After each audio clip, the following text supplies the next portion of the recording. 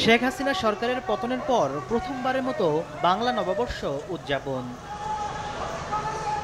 তাই তো ইসলামিক সাংস্কৃতিক জোটগুলোরও ব্যতিক্রমধর্মী নানা আয়োজন ছিল মাঠে। কোরআন শরীফের রেহাল, তাসবিহ, পদ্মায় জড়ানো রিকশা আর শাপলা চত্বরের হত্যাকাণ্ড স্মরণে রক্তভেজা শাপলা সহ নানা শিল্পকর্ম নিয়ে রাজধানীতে শোভাযাত্রা করে জাতীয় সাংস্কৃতিক কেন্দ্র।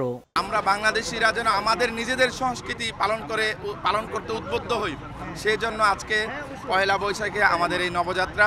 বাংলাদেশ একটা মুসলিম কান্ট্রি, মুসলিমদের দেশ বাংলাদেশ। এখানে মুসলিমদের কিছু সংস্কৃতি আমরা উপস্থাপন করার চেষ্টা করেছি। ইসলামী সঙ্গীত পরিবেশনায় র্যালিতে ছিল কৃষকের লাঙল, মাথাল, হালখাতার সামগ্রীও। তারা বলেন, মুসলিম বাঙালির হারিয়ে যাওয়া সংস্কৃতি ফিরিয়ে আনতে তাদের এই শোভাযাত্রা। বিজাতীয় সংস্কৃতির প্রচলন এখানে জোর করে এই জাতিকে গেলানোর চেষ্টা করা হয়েছে।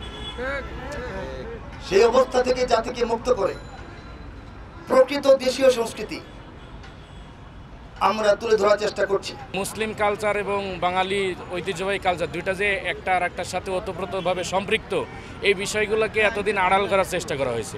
জাতীয় সাংস্কৃতিক কেন্দ্রের পাশাপাশি অন্যান্য ইসলামী সাংস্কৃতিক সংগঠনগুলোরও নানা আয়োজনে দিনটি পালন করে।